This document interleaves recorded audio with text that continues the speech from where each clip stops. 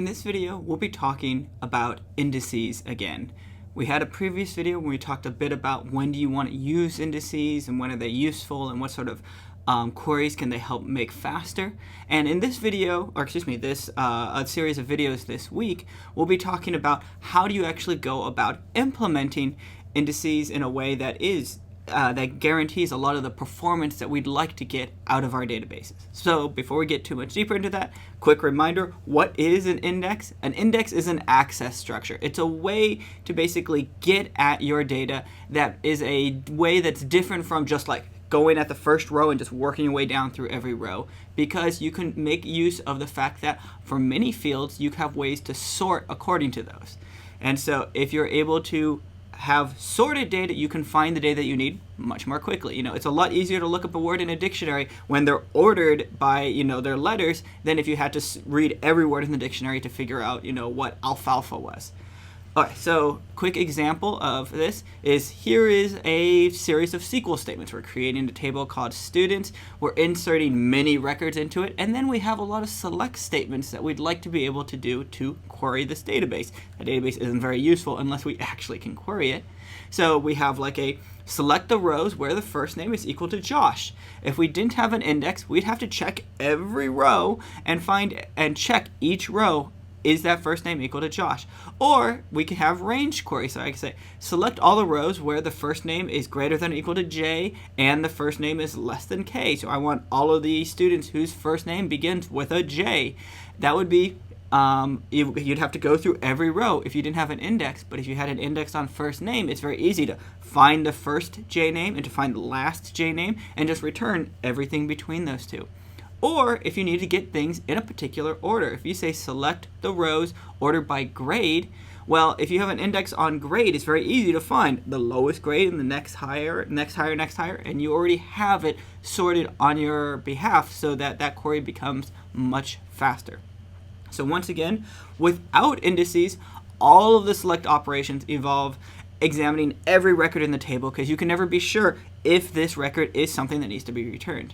And another big advantage of a big advantage of indices is that you already have things ordered as hopefully you would need them, so that you don't have to do the sorting and stuff like that for every time the query is performed. You only have to do it once when you're creating the index, and you can keep using that index for huge gains. All right. So the big thing I need to make a distinction of is that there are two types there's a lot of different ways to categorize indices. One important distinction is between sorted and unsorted indices. Regardless, indices map search keys. They map, I'm trying to find, for instance, first names to particular records, rows in the table. So if an index is unsorted, it means that you can use that index to find records matching equality. Now, by far the most common unsorted index are hash tables. There are alternatives, but we're really only going to discuss those for now. And the big reason we're not spending a lot of time on unsorted indices is because they can't do something that sorted indices can do.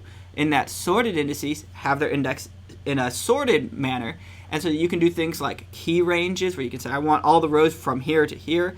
And you can also do really important things with ordering. Sorted indices are generally much more useful, and so unless you have a particular performance reason why you only care about equality and you don't care about ranges, or if your key values don't support ranges, you really should be using sorted indices generally. Okay, so the next thing I want to talk about is that of a primary index. So a lot of people don't actually consider the primary index to be an index. Usually when they're talking about indices, they mean secondary indices, but just to make sure that we're all on the same page, the primary index is the index that specifies the ordering of the sorted data. It specifies the ordering of the actual rows in the table. Not all database management systems use a primary index, but SQLite does, and so that's why I want to call attention to it. The primary key for SQLite tables is, by default, row ID. This is that hidden attribute that's added to every row that you add to a table. You can manually specify the primary key, which we talked about a long time ago when we talked about create table, where you say, hey, I want my rows to be ordered according to these values. The really great thing about the primary key is it is by far the fastest index because your actual data is already sorted according to that order. The rules for the primary key is that they must be unique for each record in the table. That is basically your handle. That is how you specify a particular row. If I want to say I want this row, I would specify its primary key. No two rows can have duplicates there. And for SQLite, every table has to have a primary key because that's just kind of the implementation detail. And so if you don't provide it, one will be given for you. All right, the important thing to note is that the primary index is just an index that has the primary key as the key's index. It's basically like the primary index is basically the data itself. Okay, so that's what a primary index is. We'll talk about what a secondary index is in a little bit, but a short other digression of different types of indices. There's another distinction between what's called dense versus sparse indices. So a dense indice is by far the more common one, is where you have an entry for every search key, and which means basically you have an entry for every record in the table. When you think of an index like in the back of a book, for the most part, those are dense indices, where they're basically saying everything you could possibly want to look up has a mapping in that index. However, there are also things called sparse indices, where they don't have a value. So for instance, let's say we wanted to have an index to the first word of each starting letter in a dictionary. So, I want to find out what page has the first A word and what page has the first B word. Now, obviously, with that, there's not a search key for every possible word. I only have like one for A, one for B, one for C. But it's still a useful index because it may be, I know my word starts with a C. I would like to go and only search through the C part of my dictionary. In general, dense indices are much more useful, and so they're much more commonly provided by database management software. Sparse indices are a bit more rare, but there are use cases where maybe the dense index would be too big to fit in memory or things like that, where a sparse index gets you the performance gain you want. If that's the case, then you'll have to look up how to do those sorts of specific indices. In general, unless I say otherwise, and I won't say otherwise, all the indices we're going to be talking about are dense, meaning every row in the table has a value in the index. Okay, so we talked about primary indices. Let's talk about secondary indices. Secondary indices are what generally people mean when they talk about an index, without being more specific. They are a secondary way of accessing the data when you already have a primary access method according to the primary index. They generally have to be dense, because the order of the data isn't ever determined by the secondary index. The order of the real data, the big tables in memory, are ordered according to the primary key. So in this example, we have a table here called students, which has row ID, the default primary key, first name, last name, and grade. All right, and we have a bunch of data here. Hopefully, we're all comfortable with how I depict relations in this class now. And to the right, we have the index. We have an index using grade as the ordering key. And so how does this index work? Well, for every row in the original table, I have its grade as well as its row ID. And the important thing about this index is this is a sorted index, so we're sorting according to grade. All right? And so this index doesn't have any new information. It just basically has the old information sorted in a useful way. And why would we have an index like this? Well, for instance, let's say I'm often trying to pick the top 3 highest grades in the class. Well, if I didn't have this index, I would have to go to the table students, and I'd have to go through every row and find the 3 largest. Or I might have to sort this table, find the top 3 highest, and then throw away my sorted copy of the table, or something very expensive. But if I have an index, I can really easily find the highest grades. Now, what are the highest grades? Well, they're the last 3 in this index. The 2.7, the 3.8, and 4.0. And I can also, because I have the row ID, I know exactly which rows those belong to. So the 2.7 has a row ID of 6, which means that it's Dolores who has the 3rd highest grade. And then the next one is a 5, which is Lily. And the next one is a 2, which obviously is Hermione. So that is how you can use an index to much more rapidly get at the data you want. Now, of course, in this example, the tables are very small, and in fact, an index may not be actually more quick to perform than just looking at the table itself. But when you're working with thousands, millions, billions of records, index savings are huge. The other way that you can use this index is, for instance, like I want to find a particular range. If I want all the students that have grades between 2.0 and 3.0, how would I do that? Well, I could do a binary search on the index to find the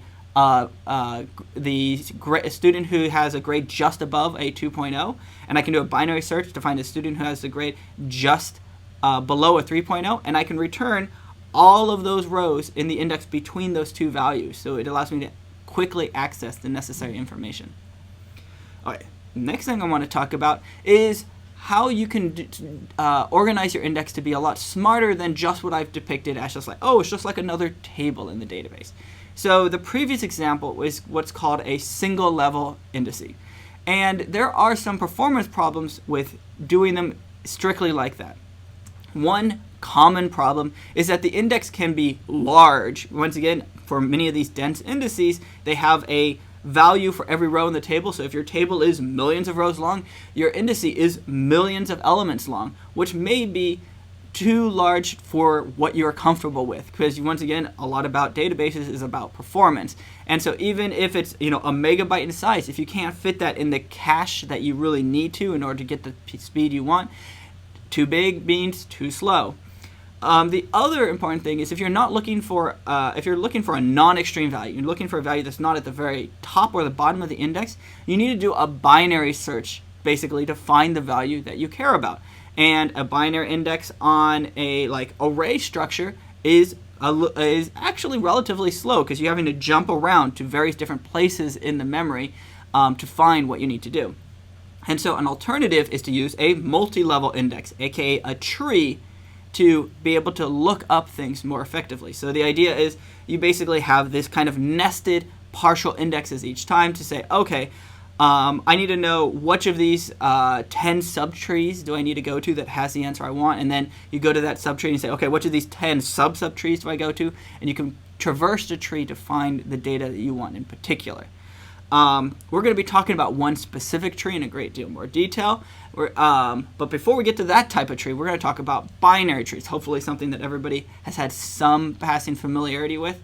So binary search trees are one way that you can do indices. And what's a binary search tree? Well, it's a tree where each node has two children, like a left child and a right child. And usually the left child is smaller than the node and the right child is larger than the node. And so you can do a recursive descent to find the value that you want. And this is great. This fixes a lot of the sorts of problems that a single level index would have. But there are a few problems with binary trees. One, binary trees have a whole lot of internal nodes. So if you want to find the data that you want, you have to go through log base 2 of n to find the particular key that you want. And so that means you're traversing, perhaps a dozen or so nodes to get to the data that you want. And you might go, oh, a dozen isn't that much. But once again, if we're trying to get the most performance we can, every time we have to access memory, that's slowing us down. The other thing is that the next highest key, which is really useful for key ranges, you find the lowest thing and then you go to the next highest, and you keep checking until you know that you don't have to go any further. That isn't stored in memory close to them. The next highest key is probably in the next node over, which could be just some other place on the heap. And so because you don't have memory locations that you're trying to access sequentially near each other, it means you're hitting a lot of cache hits where you have to say, oh, I need to go to disk to find this other place in memory in order to access the next piece of information. So there's no, it becomes once again very slow, because it would be really nice if we had just a nice array of all of your values sorted so that you can just stream out all of the memory from, memory position here to memory position here. The other big problem is, especially if you worked on implementing binary trees, they're either unbalanced, meaning that they can become really deep. They can become almost like a linked list if you aren't careful, or they require expensive restructuring, which involves taking a tree that's become less balanced, that's not like a nice even height, and it involves doing a lot of flips and rotations and whatnot to generate a more even tree. That is also a very expensive operation, especially when these trees become huge. So the type of tree that we're going to be talking about as an alternative is called a B+ tree. It's a data structure tailored to allow for efficient lookup and lookup ranges without all these problems that I mentioned before. And we'll be spending the next few videos talking about how B trees work and how they are so much more useful than many other types of trees.